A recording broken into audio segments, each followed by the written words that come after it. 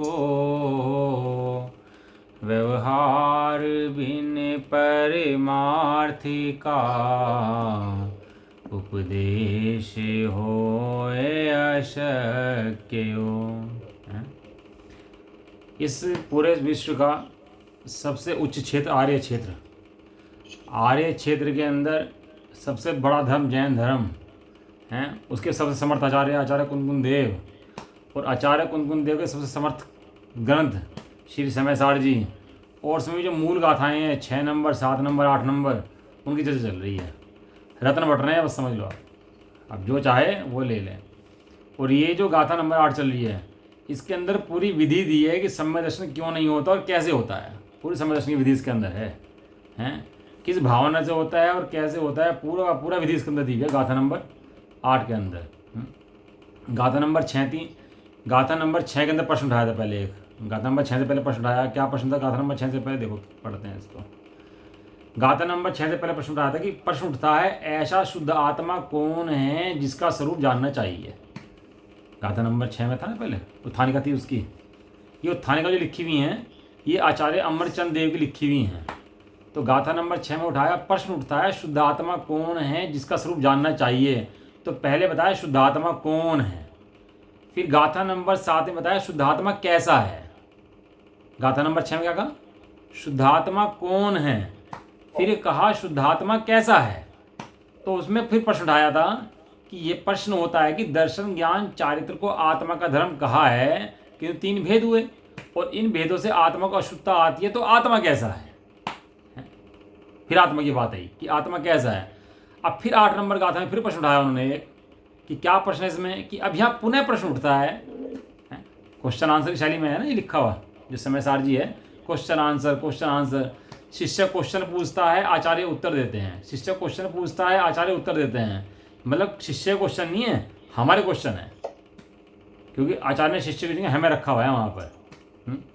अब पुनः प्रश्न उठता है यदि ऐसा है तो एक प्रमाण के उपदेश देना चाहिए था। व्यवहार ने का, पर्यायों का, गुणों का उपदेश किस लिए दिया, तो उसके उत्तर स्वरूप गाथा सूत्र कहते हैं कि जैसे मलेच्छ को अनार्य भाषा के बिना किसी भी वस्तु का स्वरूप ग्रहण करने के लिए कोई समर्थ नहीं है, कोई समर्थ नहीं है। लोग के अंदर इतनी व्यवस्थाएं हैं, इतने कोर्स हैं, इतनी पढ़ाई हैं, फार्मूले तो सबके बेसिक्स तो वही हैं, 2 और 2 4। मैथमेटिक्स के अंदर 1 to 9 तो है, 0 to 9, इसके अलावा क्या है, ये विस्तार कितना है उसका, कि विस्तार आगे बहुत है उसका। तो इसी तरह से व्यवहार के बिना निश्चय को समझाया नहीं जा सकता। निश्चय हो नहीं सकता ये बात नहीं है, निश्चय हो तो सकता है लेकिन समझाया नहीं जा सकता है। उसी प्रकार व्यवहार के बिना परमार्थ का उपदेश देना अशक्य है, असंभव है। तो इसलिए उस परमार्थ को समझाते हैं व्यवहार के द्वारा। देखो मुझे थोड़ी सी चीज़ समझानी थी इसके अंदर आपको, एक मिनट।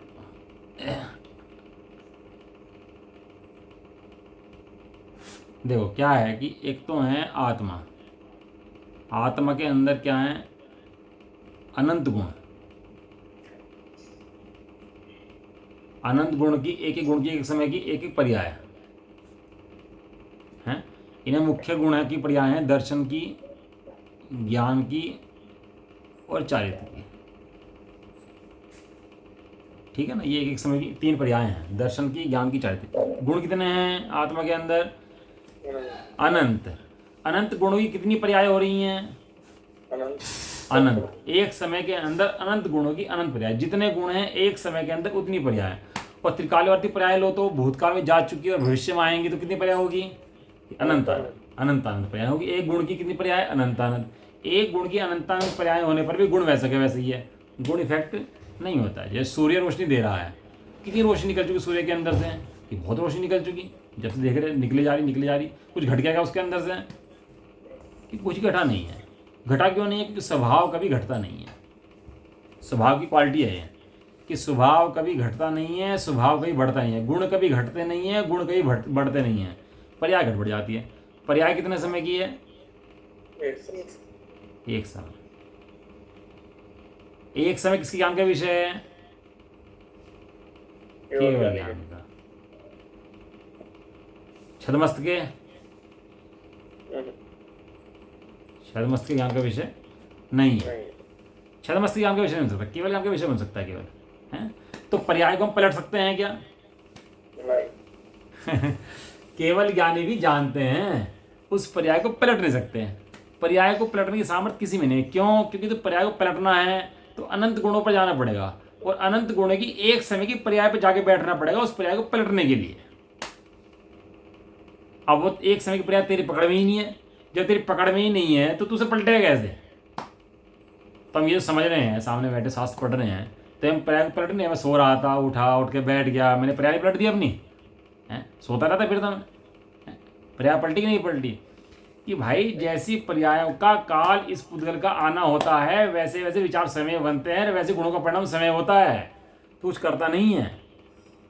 दर्शन की, ज्ञान की, चारित्र की पर्याय तो मिथ्यात्व की होती हैं कि ये सिद्धांत नहीं जानता, इसलिए इनको मिथ्यात्व कहा जाता है। वास्तव में मिथ्यात्व नहीं होता इसके अंदर। दर्शन की, ज्ञान की, चारित्र की पर्याय तो दर्शन में, ज्ञान में, चारित्र में होती हैं। कभी ऐसा दर्शन की पर्याय जो है ज्ञान रूप हो जाए, ज्ञान की पर्याय चारित्र रूप हो जाए, ऐसा होता है कभी? इनकी पर्याय आपस में पलट जाए, एक दूसरे के अंदर संक्रमण हो जाए, इनका है संक्रमित हो जाए, आकर्षण हो जाए, उत्कर्षण हो जाए, एक दूसरे के अंदर हो जाए, ऐसा कभी होता नहीं है। वो गुण अपना कार्य शुद्धता से कर रहा है। दैट इज कॉल्ड वस्तु व्यवस्था। उसका नाम वस्तु व्यवस्था है। वस्तु व्यवस्था में कोई हस्तक्षेप कर ही नहीं सकता। अब तू उस पर्याय को जान, मत जान, कम जान, ज्यादा जान, मति ज्ञान की हो कि केवल ज्ञान की हो, उससे कोई लेना देना है ही नहीं उसे। वो तो काल क्रम में जैसी आनी है वैसी स्वयं आती चली जाती है, उसे बदलने में कोई समर्थ नहीं है। वो चाहे ना, जो भगवान का जीव है, वो चाहे हम तो भगवान के जीव हैं तो केवल ज्ञान को पहले ले आए, तो केवल ज्ञान पहले नहीं आ सकता। यदि आदिनाथ भगवान को तपस्या करनी है, कितने 100 वर्ष तक करी थी हैं? उन्हें तपस्या करनी है तो करनी है। वे चाहे केवल ज्ञान के पर्याय पहले ले आए तो पहले ला सकते, उस केवल ज्ञान की पर्याय क्रम है, और जब आना होगा जब आएगा। उसे बदलने में वो भगवान समर्थ नहीं है, उसे बदलने में कोई भी समर्थ नहीं है। ऐसा जान करके पर्यायों के प्रति निर्भर रहते हैं। मैं जल्दी केवल ज्ञान कर लूँ, जल्दी मोक्ष कर लूँ, जल्दी सम्यक दर्शन कर लूँ, ये सब जल्दीबाजी की जो बातें हैं ना, ये सब मिथ्या दर्शन की बातें हैं, सम्यक दृष्टि की बातें नहीं है। सम्यक दृष्टि के अंदर तो जैसी पर्याय जो है, जहाँ है, वैसी स्वीकार करना। मति ज्ञान की है, शुद्ध ज्ञान की है, और सुनो, कषाय की है तो है, राग की है तो है। राग की पर्याय को बदलने में समर्थ नहीं है। कोई सोचे राग की पर्याय को बदल दूं तो बदलने में समर्थ नहीं है। इसलिए सम्यक दृष्टि को अंतरंग छेद नहीं होता। वो अंतरंग से उसको ये नहीं होता कि पर्याय को बदल सकता हूँ मैं। वो बराबर बात है। पर्यायों का दुख है, कषाय हैं, राग है, द्वेष है, उनके जनित विकल्प भी हैं, विचार भी हैं, दुख भी है, सब चीज़ें हैं। ऐसा होने के बाद भी उनको बदल सकता हूँ, ऐसी कल्पना नहीं है अंदर में। क्यों? क्योंकि वो जानता है कि इन पर्यायों को बदलने में कोई समर्थ नहीं है, क्योंकि पर्याय एक समय की है, वो बदलती रहती है, बदलती रहती है, बदलती रहती है। अब 33 सागर का नरक भी था, वो खत्म हो गया ना। एक एक समय करते करते करते करते करते करते 33 सागर का नरक खत्म हो गया, नहीं हो गया? बचा क्या नरक? और स्वर्ग 31 सागर का, 22 सागर का, 9वें ग्रह का, वो बचा क्या? वो भी नहीं बचा। एक एक समय, एक एक समय, एक एक समय करके प्रति समय संसार बदल ही रहा है। संसार रुक ही नहीं रहा है, हैं? तेरे हिसाब से कुछ नहीं चल रहा भैया। वस्तु व्यवस्था अपने हिसाब से चल रही है, तेरे हिसाब से वस्तु व्यवस्था नहीं चलती, चल भी नहीं सकती, और चलनी भी नहीं चाहिए। क्योंकि यदि तू वस्तु व्यवस्था को चलाएगा तो सारा गुड़ गोबर कर देगा, है? अनंत गुणों की अनंत पर्याय बदलने जाएगा तो कितना कितना तेरा उपयोग चाहिएगा, कितना खर्च चाहिएगा, कैसे बदलेगा भाई? खुद अपनी बात कर रहे हैं, किसी और की बात नहीं कर रहे हैं। अपने गुणों की पर्याय, तो दूसरे द्रव्य की पर्याय की तो बात छोड़ दो, हैं? कि शरीर की, देह की बात करे, मकान दुकान की बात करे, उनकी पर्याय को बदल दूँ, ऐसा बात करे, ये तो बात छोड़ दो। ज्ञानी भी राग को जानते हैं, हटाते नहीं हैं। क्या कहो भाई? राग को जानते हैं, हटाते हैं। हाँ, 73 लाख वर्ष पूर्व तक का राज्य भोगना था तो भोगते रहे।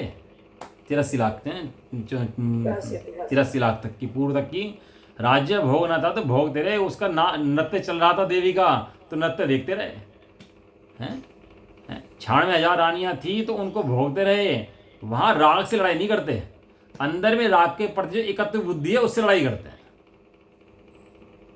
राग के प्रति भी द्वेष नहीं है कि राग क्यों आ रहा है, इसे हटाओ, जल्दी भगा दो इसको, ऐसा राग के प्रति द्वेष नहीं है। राग के प्रति भी द्वेष हो जाए तो वो द्वेष खड़ा हो जाएगा वहां पर। राग के प्रति द्वेष नहीं, अभक्ष भक्षण अभक्ष वस्तुएं उनके प्रति द्वेष नहीं, द्वेष किसी के प्रति है ही नहीं। सहज ज्ञाता है सम्यक दृष्टि, सहज ज्ञाता है किसका, आती जाति पर्यायों का सहज ज्ञाता है। अब चाहे जैसी आए, बदले पर्याय प्रतिक्षण अनंत, फिर भी ध्रुव का नहीं होवे अंत। पर्याय बदलते रहे, ध्रुव तो नहीं बदलता। जो बदलते हुए में अटकते, वे ही चारों गति में भटकते। ये बड़े पंडित का भजन है ना, ध्रुव की लागी लगन, ध्रुव की लागी लगन, ध्रुव की ध्रुव गति यतन सुख कारा, ध्रुव ही शरण जगत में सहारा। इस शरण जगत के अंदर पर्याय पर बैठ जाओ या तो या ध्रुव पर बैठ जाओ, दो में से एक ही चीज है। पर्याय पर बैठोगे तो बदलते में रहोगे तो दुख पाओगे, और ध्रुव पर बैठोगे तो पर्याय को सहज देखोगे, जो बदल रहा है बदल ही रहा है।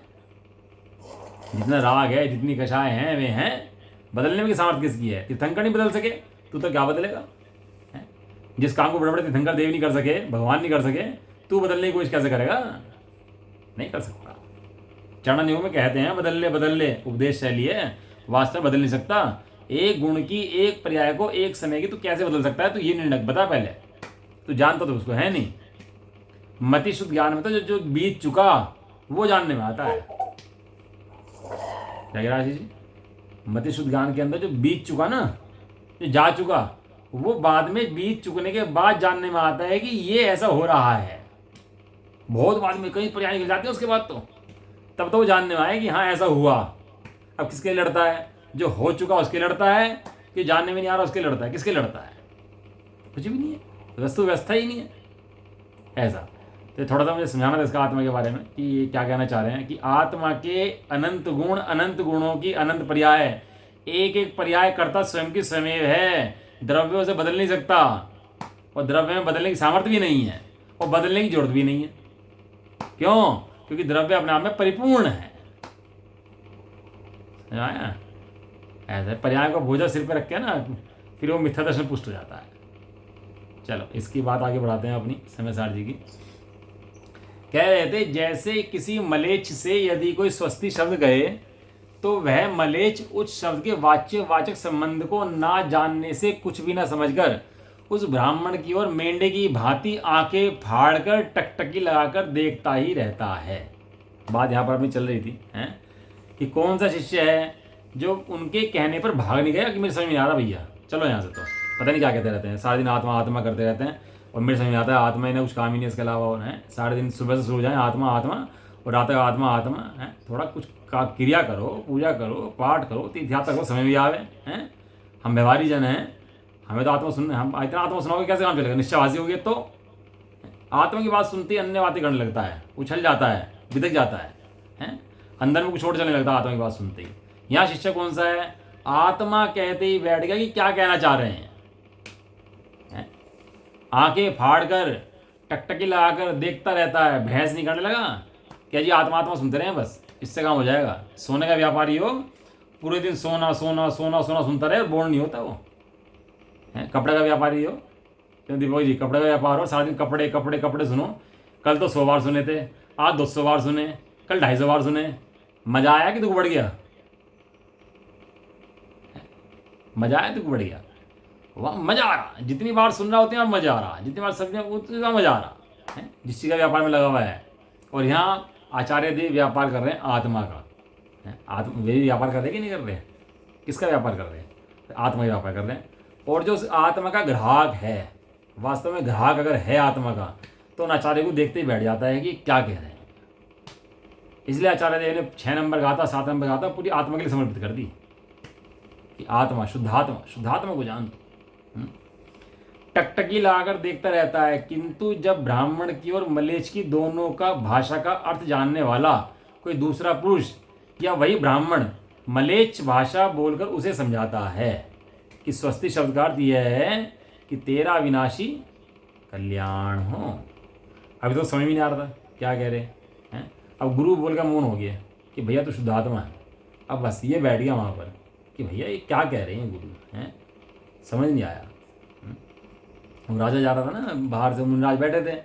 मुनराज के पास ना कपड़े ना चप्पल ना कुछ सामान, और चेहरे पर प्रसन्नता इतनी, कहने लगा अरे ये तो इतने प्रसन्न है, क्या बात है। तो मुनराज को देखा सेना से जा रहा था, रुक गया, कहने लगा आप ये बताओ आप पे बाह्य सामग्री तो कुछ नहीं है, इतने प्रसन्न क्यों हो आप। क्या बोला, आपके पास बाह्य सामग्री तो कुछ है नहीं, लेकिन ऐसी बाह्य सामग्री ना होने के बाद आप इतने प्रसन्न कैसे हो हैं। आपको कपड़े नहीं है, चप्पल नहीं है, ठंड भी हो रही है, शरीर मैला कुचैला हो रहा है हैं, एक चेहरे पर प्रसन्नता है। तो आचार्य देव ने बताया भैया जो शुद्धात्मा का आश्रय लेते हैं वे ऐसे प्रसन्न रहते हैं। तो कह रहे फिर मैं क्या करने जा रहा है, इधर राज्य जीतने जा रहा हूँ, करने जा रहा हूँ हैं, ये दुख के साधन है सुख के साधन है। तो कहने लगा भैया सुख का साधन है, इनसे सुख नहीं मिलता, अपनी आत्मा के आधार सुख मिलता है। तो वहीं बैठ गया और दीक्षा ले ली, कहने लगा हम सुख के लिए जा रहे थे, सुख चाहिए तो तुम्हारे पास सुख मिलेगा, और वहीं बैठ कर सुखी हो गया। प्रथम योग का दृष्टांत है। वो थे ना साला, और वो थे क्या नाम था, शुभचंद्र और क्या नाम, दो साले थे ना, वो सुनाई थी कहानी। एक साला तक जीजा था, है ना। तो जीजा इतना बेताबला था कि अपनी स्त्री को लेने के लिए वहीं चल दिया, लाने के लिए उसको कि मैं लेकर आऊँगा। उसे मना करा कि मत जाओ, पुष्प डाल और वालछियाँ। तो कहने लगे मत जाओ, कह नहीं मुझे तो लेकर आनी है। इतना उतावला पत्नी के लिए कि घर छोड़ने के तैयार नहीं है, लेने चल दिया। रास्ते में दिखाई दिया मुनराज। मुनराज को देख के टकटकी लगा के देख रहा था, ये टकटकी लगा के देख रहा था, वहाँ से भी शब्द, वहाँ भी शब्द यही शब्द है, टकटकी लगा कर देख रहे मुनराज को। तो साला बोला टकटकी लगा के तो ऐसे देख रहे थे मुनि बनना हो तुम्हारे को हैं, कहाँ तो तुम्हारे से पत्नी का राग नहीं सहन हो रहा, पत्नी के पीछे तुम भागे जा रहे हैं, एक दिन भी रुका जा रहा, और मुनराज को ऐसे देख रहे जैसे मुनि बनना हो तुम्हारे को हैं। तो कहने लगे भाई भाव तो ऐसे ही मुनि बन जाऊँ। तो साला बोला पता, कहने लगा तुम मुनि बनोगे ना तो मैं ही मुनि बन जाऊँगा। मजाक में बोला ये मुनि बन रहा है क्या ये हैं, जो पत्नी का इतना राग है ये मुनि बन सकता है क्या। और देखो जहाँ राग टूटने का क्रम आया तो मुनराज को देखा, और देख करके मुनराज जैसे बन करके केश लोच कर दिया वहीं पर, और मुनि बन गए हैं। वो साला ही मुनि बन गया, साथ में वो वचन दिया था ना, तो साला ही मुनि बन गया। साले को आत्मज्ञान नहीं था हैं, वो साला तो दुखी हो गया बेचारा, कहने लगा यार ये कहाँ फंस गया मैं। लेकिन धीरे धीरे धीरे उन्होंने उसका स्थिरीकरण करा और सम्मति से प्राप्त कराया, और वास्तविक मुनि वही बन गया। दोनों के दोनों भावलिंगी मुनि बने, वारिशेंद्र पुष्पडाल। कौन था वो जी, टकटकी लगाकर देखता रहा मुनराज की तरफ, उनकी प्रसन्न मुद्रा को देखता रहा। मंदिर में गया, भगवान की प्रसन्न मुद्रा को देखता रहा। कैसे देखता रहा, टकटकी लगाकर देखता रहा, टकटकी लगा के देखता रहा है। वो कहता है ना बच्चा होता है माता को है, तो कैसे देखती है, टकटकी लगा के देखती है, बस आंख नहीं भर रहे, नेत्र भर नहीं रहे, देखती रहती है बैठी। इंद्र होता है भगवान को 1008 नेत्रों से देखता है। ये पढ़ा नहीं पढ़ा, 1008 जो आया ना, ये 1008 हैं, संतुष्ट नहीं होता। हाँ 1008 नेत्र बनाता है अपने, उनसे भगवान का रूप निहारता है चारों तरफ से, और फिर भी उनको रूप निहार संतुष्ट नहीं होता। वो एकाग्रता के साथ, हाँ एक 3 जो परिक्रमा है ना वो इसी का प्रतीक है। 3 परिक्रमा ऐसा नहीं कि ऐसे लगा 3 परिक्रमा, 3 परिक्रमा इसलिए होती है चारों तरफ से भगवान को निहारना। हे भगवान एक परिक्रमा में संतुष्ट नहीं हो पाया आपका रूप निहार करके, दूसरी परिक्रमा अब तो आए भागे भागे दौड़ लगाई और 3 परिक्रमा पूरी करी और फॉर्मेलिटी पूरी करी और चलो भाई चलो होगी परिक्रमा है। ऐसा नहीं, परिक्रमा मैंने भगवान का रूप निहारना चारों तरफ से, चारों तरफ से, कहीं कुछ छूट ना जाए। हाँ दृष्टिकोण, कहीं भगवान का ऐसा रूप निहारे चारों तरफ, भगवान कितने सुखी हैं, और सुख स्वभाव को देख के टकटक लगा देखता रहे कि ये पद मुझे चाहिए है। जैसे स्त्रियाँ होती हैं ना तो सोनार की दुकान के आगे जाती हैं तो हार टंगे रहते हैं वो सारे हैं, तो कहते हैं ये हार चाहिए, और देखते हैं कैसे, टकटकी लगा करके देखते नहीं देखती है। जैसे सुनार हो और गए अंगूठी लेने के लिए और बड़ा हार आ गया सामने उसके हैं, अब सामर्थ्य 50 ग्राम की, वो 1 किलो का हार लेके बैठा, और हार देखते उसको मजा आ गया। देखते कैसे देखती है, टकटकी लगा करके बस यही है, बहुत सुंदर है? अभी टकटकी तो लग जाए भाई, हैं? टकटकी नहीं लग रही है अभी, हम ये कह रहे। अभी शुद्धात्मा की बात सुन तो रहा है, टकटकी नहीं लग रही। इन बातों के अंदर टकटकी नहीं लग रही। जब स्वामी जी के हाथ में शास्त्र आए ना समय सार जी, तो 6 महीने तक तो गड्ढे में बैठ रहे, खेत था, गड्ढा था, उस गड्ढे में बैठ बैठ शास्त्र पढ़ते थे। कोई देख ना ले, कोई बैठा है यहाँ पर, एकांत में जाके घंटों बैठ रहे गड्ढे के अंदर, और शास्त्र को पूरा पढ़ा, कहीं कहीं बार 6 महीने तक तो छोड़ा नहीं शास्त्री है, टकटकी लगा करके। हैं? भूखा भोजन को कैसे देखता है? कोई भूखा हो 10-5 दिन का और भोजन आ जाए, कैसे देखता है? टकटकी लगा करके। इसलिए टकटकी लगाने की बड़ी कीमत है इसकी। टकटकी वही लगा पाएगा जिसके अंदर रुचि होगी। बछड़ा सुबह सुबह अपनी गाय को कैसे, जब दूध पीने का टाइम आए तो कैसे देखता है? टकटकी लगा करके।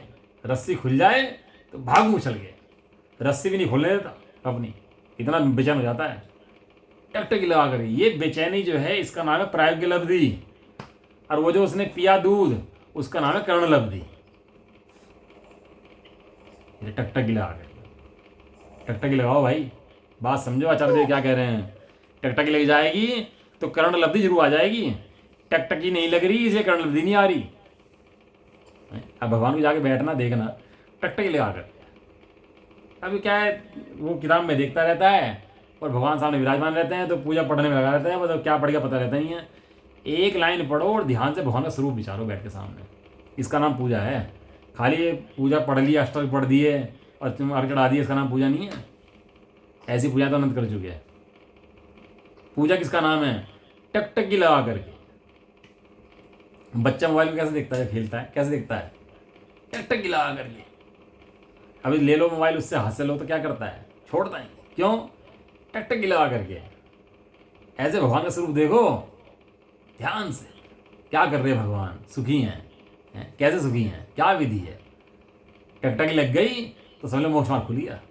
ऐसा आंखें फाड़ कर टकटकी लगाकर देखता ही रहता है?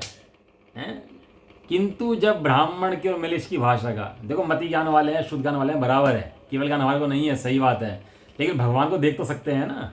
जैसे वो मलेच्छ था, वो ब्राह्मण को देख तो सकता है ना कि कुछ तो मेरे हित की बात कह रहे हैं। मुद्रा पकड़ता है, मुद्रा समझता है वो ब्राह्मण की, कि ब्राह्मण की जो मुद्रा है, कुछ ऐसी मुद्रा है कि कुछ मेरे हित की बात कह रहे हैं। ये रागी भगवान को टकटकी लगा के देखने का मतलब ये लगता है कि असली रूप तो मेरा ये है। हाँ, अब वो क्या है, गले में मुंडों की माला, हाथ में तलवार, और बस खून बह जा रहे, जीभ बाहर है। तो फिर आगे देवताओं की क्या करना? या वीतरागी भगवान की भाषा देखो, क्या बताना चाह रहे वीतरागी भगवान तुम्हारे। कहाँ सुख है, कैसा सुख है, सुख स्वभाव कैसा है, वो समझाते हैं वहाँ पर। देखा करो ध्यान से, भगवान नहीं है वहाँ, मोक्ष मार्ग है। प्रतिमा नहीं है वो प्रतिमा के अंदर मोक्ष मार्ग है। वहाँ खाली प्रतिमा नहीं है पाषाण की, वहाँ भगवान बैठे हैं। वहाँ 3 लोग के नाथ बैठे हैं, और 3 लोग के नाथ तुझे 3 लोग का नाथ बता रहे हैं। और जो देख लेता है उसको आनंद फूट जाता है अंदर से। अभी आएगी पूरी विधि आगे इसके अंदर, बहुत बढ़िया विधि आने वाली है इसके अंदर, इस गाथा के अंदर। किंतु वह ब्राह्मण की ओर टकटकी लगाकर देखता है, सोचता है कुछ तो कह रहे हैं। अब ब्राह्मण अगर मौन हो जाए तो कोई जिसे पता हो उन शब्दों का मतलब वो समझा दे, या ब्राह्मण यदि मौन ना हो तो ब्राह्मण ही समझा दे, दोनों समझा सकते हैं।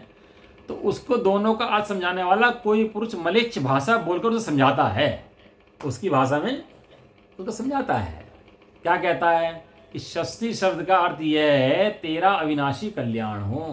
अविनाशी माने जिसका विनाश नहीं होता, तेरा विनाशी कल्याण हो। ये तेरा आशीर्वाद देते हैं, तेरा विनाशी कल्याण हो, तेरे ऊपर बहुत प्रेम है इनको।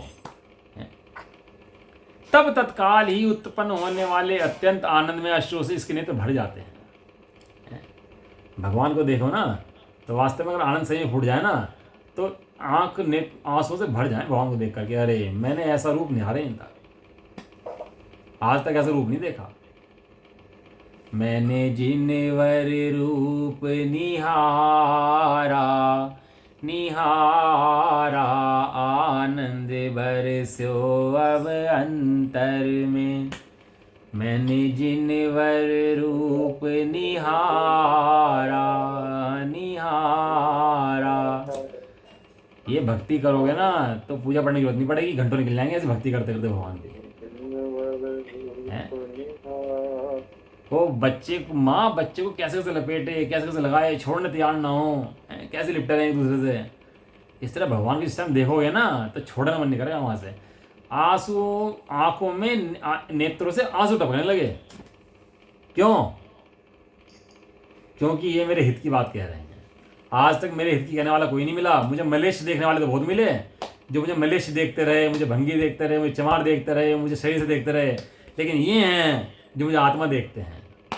आज मुझे ये मिले जिन्होंने मुझे आत्मा बताया, ये मिले जिन्होंने मुझे आत्मा दिखाया। पहले मिले, आज ही हैं। आज तक कोई नहीं मिला जिसने मुझे आत्मा दिखाया और आत्मा बताया हो। सब क्या मानते रहे, तू स्त्री है, तू पुरुष है, तू ऐसा है, तू ऐसा है। इस पर्याय के तो बहुत मिले कहने वाले, लेकिन मेरे को आत्मा कहने वाले आज प्राप्त हुए हैं। ये तीर्थंकर देव मुझे आज मिले हैं।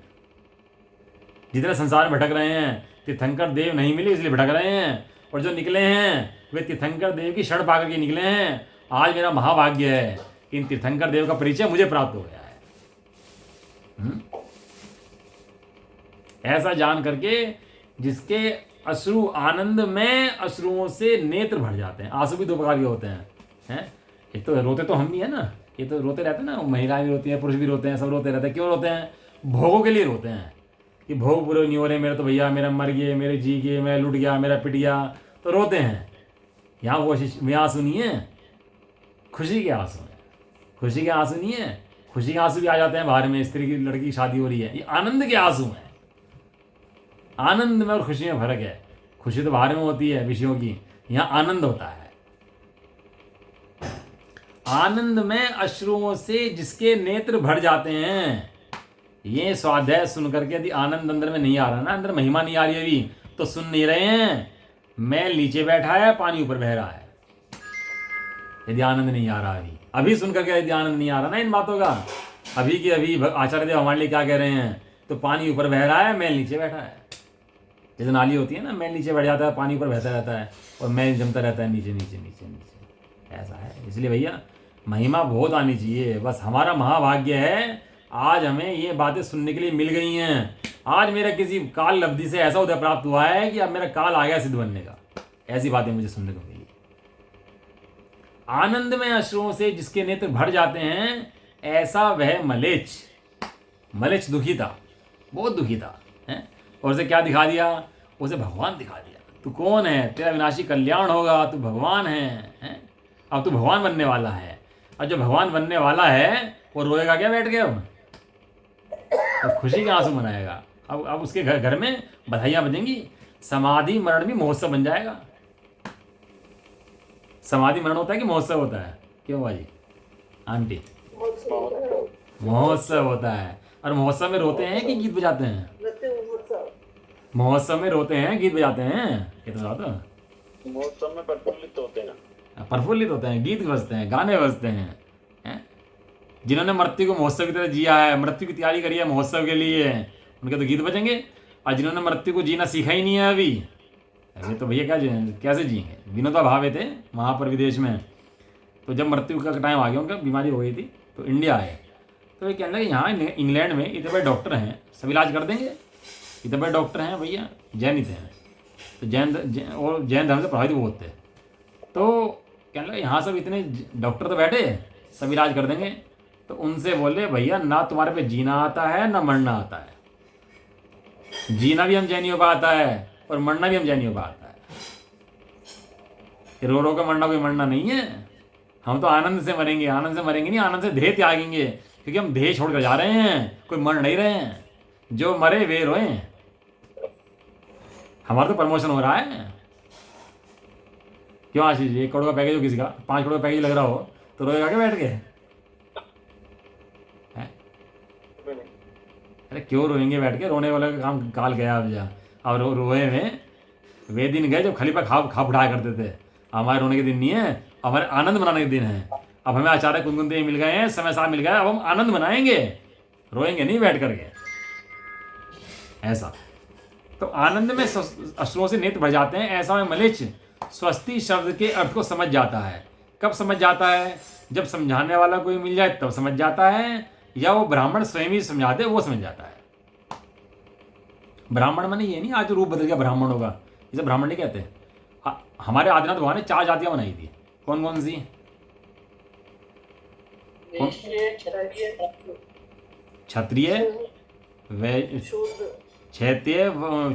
क्षत्रिय, वैश्य, ब्राह्मण, शूद्र। ये ब्राह्मण जो बनाया था ना, ये ब्राह्मण मैंने पढ़ा लिखा आदमी। ब्राह्मण मैंने ये नहीं जिसने रूप धारण कर लिया और अपने को ब्राह्मण बन गया, ऐसा नाम ब्राह्मण नहीं है। जो पढ़ना लिखना जानता है उसको ब्राह्मण कहते हैं, जानता है वस्तु तत्व व्यवस्था को, उसका नाम ब्राह्मण। वो ब्राह्मण का काम करता है, ब्राह्मण पढ़ाने लिखाने का काम करता है सबको, वो काम ब्राह्मण का है। शूद्र सफाई का काम करता है, क्षत्रिय राज्य व्यवस्था संभालते हैं, और वैश्य व्यापार की व्यवस्था संभालता है। इस तरह 4 वर्ण भेद करे थे हैं। वैश्य व्यापार करता है ना, धन की व्यवस्था बनाता है, दान आदि देता है, धर्मशालाएं खुलवाता है, परोपकार करता है। ये सब काम वैश्य के, परोपकार करने के हैं, दान आदि देता है, सब काम वैश्य के हैं। क्षत्रिय जो राज्य संभालते हैं ऐसा। तो ऐसा वो मलेच्छ स्वस्ति शब्द का तो समझ आता है। इसी प्रकार व्यवहारी जन भी, कल बताया था व्यवहारी जन का मतलब, व्यवहारी जन माने ज्ञानी जन नहीं, व्यवहारी जन माने जो सम्यक्त सन्मुख मिथ्या दृष्टि है। वो सम्यक्त सन्मुख दृष्टि, एक सम्यक दृष्टि होता है, एक सम्यक्त सन्मुख मिथ्या दृष्टि होता है, और एक घोर मिथ्या दृष्टि होता है। 3 कैटेगरी होती हैं। 3 कैटेगरी कैसी? एक तो सम्यक दृष्टि है तो सम्यक दृष्टि है, वो तो कोई बात नहीं है, और जो मिथ्या दृष्टि है मिथ्या दृष्टि है, उसकी कोई बात नहीं है। लेकिन एक होते हैं सम्यक्त सन्मुख मिथ्या दृष्टि, जो इन बातों को सुनते हैं, समझते हैं, और आत्मा शब्द कहते हैं जिनके अंदर में भूकाल आ जाता है, भूचाल मच जाता है, वो है सम्यक्त सन्मुख मिथ्या दृष्टि। अभी आत्मा सुनते ही कहना हाँ सुन तो लिया, भगवान को देख तो लिया, फर्क कुछ पड़ता ही नहीं है, तो अभी भैया तेरी नैया दूर है। या आत्मा की बात कहते ही कुछ और बातें पढ़ने लग जाता है, तो तेरी नैया भैया दूर है, कहने मतलब ये है। व्यवहारी जन भी आत्मा शब्द के कहने पर आत्मा शब्द के अर्थ का ज्ञान ना होने से कुछ भी ना समझकर, व्यवहारी जन लिया यहाँ पर, ध्यान रखना, अज्ञानी जन नहीं रखा यहाँ पर। व्यवहारी जन वो जो शुद्धात्मा की बात सुन करके समझ नहीं आ रहा, लेकिन बहस नहीं करता, लड़ता नहीं है, भाग नहीं जाता। क्या करता है? मेंढे की भांति आंखें फाड़ कर टकटकी लगाकर देखता रहता है। किसे देखता रहता है? भगवान को देखता रहता है। क्या कर रहे हैं? कुछ तो कर रहे हैं यार, ये कुछ तो बात है, कुछ तो कर रहे हैं, कुछ तो मतलब है ही है, मतलब आनंद तो है, कुछ तो कह रहे हैं ना, तो टक आगे देखता रहता है। किंतु जब व्यवहार परमार्थ मार्ग पर सम्यक ज्ञान रूपी महारथ को चलाने वाले सारथी की भांति, व्यवहार मार्ग है एक परमार्थ मार्ग है। व्यवहार मार्ग माने भेद, और परमार्थ माने निश्चय। निश्चय होता है एक, व्यवहार होते हैं अनेक। व्यवहार जो है वो निश्चय की स्थापना करता है, निश्चय का छेद नहीं करता है, निश्चय उठाता नहीं है, निश्चय की स्थापना करता है। व्यवहार परमार्थ मार्ग पर सम्यक ज्ञान रूपी, क्या कह रहे? मतलब प्रमाण परमार्थ। हाँ, परमार्थ मतलब प्रमाण का विषय। प्रमाण के विषय के अंदर, प्रमाण के विषय के अंदर व्यवहार भी है, परमार्थ भी है। प्रमाण के विषय के अंदर द्रव्य भी है, गुण भी है, पर्याय भी है। ये परमार्थ क्या है कि उन द्रव्य गुण पर्यायों के अंदर से द्रव्य की दृष्टि करना, ये परमार्थ है। गुणों की दृष्टि छोड़ना, गुण नहीं छोड़ना, गुणों की दृष्टि छोड़ना, पर्याय नहीं छोड़ना, पर्यायों की दृष्टि छोड़ना, गुण पर्यायों की दृष्टि छोड़कर अभेद अखंड ज्ञायक की दृष्टि करना, इसका नाम परमार्थ है। परमार्थ तो एक होता है। क्या होगा मोहल्ले में किसी का है ना, वो मर गई माता, तो महिला यहाँ कहने लगा भाई हम भी तुम्हारी माता के समान है, चिंता मत करो, ध्यान रखेंगे हम तुम्हारा। है पिता मर गया, कहने लगा भाई चिंता मत करो, हम तुम्हारे से बाप के समान है, टेंशन मत लो, व्यवहार है ना, कोई दिक्कत नहीं है भैया। पुत्र मर गया, कहने लगा भाई सब मोहल्ले के तेरे पुत्र हैं, तो चिंता मत कर, कोई दिक्कत नहीं मान, हम तो ध्यान रखिए। और पत्नी मर गई तो हैं, अब पत्नी मर जाए तो कोई आए कहेगी कि तू ध्यान मत कर, सब पत्नी समझना सबको है। व्यवहार अनेक प्रकार का हो सकता है, एक परमार्थ एक प्रकार का होता है। परमार्थ भेद नहीं होते, परमार्थ अनेक प्रकार का नहीं होता। व्यवहार निश्चय की स्थापना करता है। व्यवहार परमार्थ मार्ग पर सम्यक ज्ञान रूपी महारथ को चलाने वाले सारथी की भांति अन्य कोई आचार्य, या तो वे आचार्य खुद समझा रहे हो, या वे ना समझा रहे तो अन्य आचार्य समझा रहे हो। जैसे आचार्य कुंदकुंद देव ने गाथाएं लिखी, आत्मा लिख दिया, अब समझ में आया नहीं बाद में आत्मा का मतलब क्या है, तो आचार्य अमृतचंद देव ने टीकाएं करके समझाया कि आत्मा का मतलब क्या है, उन्होंने समझाया। फिर और जैसे ही समझाया आत्मा क्या है, तुरंत खड़ा हुआ व्यवहार, और उस व्यवहार का नाम उस व्यवहार का नाम है सद्बुद्ध व्यवहार। उस व्यवहार का नाम क्या है? सद्बुद्ध व्यवहार। क्योंकि निश्चय के अंदर व्यवहार नहीं है, निश्चय को जो बताए उसका नाम व्यवहार है। प्रमाण माने एक वस्तु, प्रमाण माने मैं आत्मा, प्रमाण माने शरीर और आत्मा मिलकर एक वस्तु हो गया, ऐसा नहीं। यहाँ पर भी जो मैं शुद्धात्मा हूँ वो प्रमाण है, इसको कहते हैं प्रमाण। और उस शुद्धात्मा कैसा है कि वो द्रव्य वाला है, गुण वाला है, पर्याय वाला है, तो उसके अंदर द्रव्य की दृष्टि वो निश्चय। समझ में आया आशीष जी? प्रमाण क्या है, न क्या है, और प्रमाण के अंदर द्रव्य गुण पर्याय क्या है, और दृष्टि किसकी है। क्यों भाई खूब भाई, समझ में आया नहीं आया? नहीं आया समझ में तो। वो आचार्य अथवा आत्मा शब्द को कहने वाला स्वयं ही जो व्यवहार मार्ग में रहता हुआ, क्योंकि जब आत्मा शब्द कह रहा है तो व्यवहार मार्ग में आ गया, और जब आत्मा का अनुभव कर रहा है तो निश्चय मार्ग में है। तो जब आत्मा शब्द कह रहा है ना, तो उपयोग कहने में गया ना उसका, तो उपयोग कहने में जाते ही व्यवहार खड़ा हो गया। बराबर बात है कि नहीं है? तो जब व्यवहार में है जब निश्चय में आ गया तब तो कैसे कहेगा? कह नहीं सकता ना, अभी तो अनुभव कर रहा है ना, वो उस टाइम तो कह सकता ही नहीं है। कह रहा है इसका मतलब व्यवहार है। व्यवहार, हाँ, जो कह रहा है ना इसका मतलब वो व्यवहार मार्ग में है, इसलिए कह रहे व्यवहार मार्ग में रहता हुआ। आत्मा शब्द का अर्थ यह बतलाता है कि दर्शन ज्ञान चारित्र को जो सदा प्राप्त हो वह आत्मा है। चारित्र दर्शन ज्ञान को सब साधु जन सेवे सदा, ये तीन ही है आत्मा, यह कहे निश्चय न सदा। आत्मा कैसा है?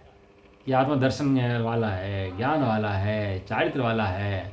तो ऐसा कहते हैं कि दर्शन ज्ञान चारित्र को जो सदा प्राप्त हो, सदा माने हमेशा प्राप्त हो, वह आत्मा है।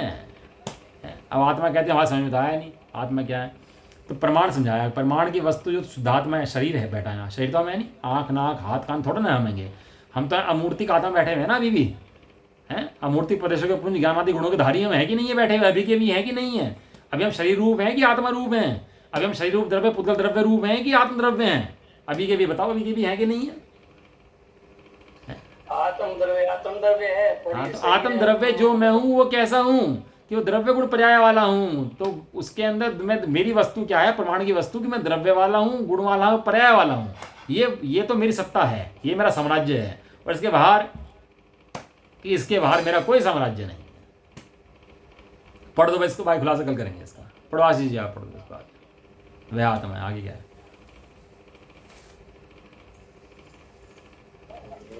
लोग सुनने को नहीं जानते। नहीं आंटी, यहाँ से नहीं, यहाँ से नहीं। पढ़ो आज तब। किंतु जब व्यवहार परमार्थ मार्ग पर सम्यक ज्ञान रूपी महारथ को चलाने वाले सारथी की भांति अन्य कोई आचार्य अथवा आत्मा शब्द को कहने वाला स्वयं ही व्यवहार मार्ग में रहता हुआ आत्मा शब्द का अर्थ बतलाता है कि दर्शन ज्ञान चारित्र को सदा प्राप्त हो वह आत्मा। तब तत्काल ही उत्पन्न होने वाले अत्यंत आनंद से जिसके हृदय में सुंदर पूत तरंगे ज्ञान तरंगे उछलने लगती है, ऐसा वह व्यवहारी जन उस आत्मा शब्द के अर्थ को अच्छी तरह समझ लेता है। इस प्रकार जगत को मल्लेज के स्थान पर होने से और व्यवहार ने भी मल्लेज भाषा के स्थान पर होने से परमार्थ का प्रतिपादक कहने वाला है, इसलिए व्यवहार ने स्थापित करने योग्य है। किंतु ब्राह्मण को मल्लेज नहीं हो जाना चाहिए, इस वचन से वह अनुसरण करने योग्य नहीं है। देखो, निश्चय की भाषा नहीं होती, और जिसकी भाषा होती है उसे व्यवहार कहते हैं। निश्चय की अपनी कोई भाषा नहीं है। निश्चय का केवल एक काम है, व्यवहार की नास्ती करना।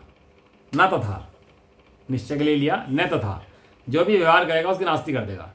अंतिम में वो कहेगा ना तू आत्मा है, तो उसकी भी निश्चय नास्ती कर देगा। क्यों?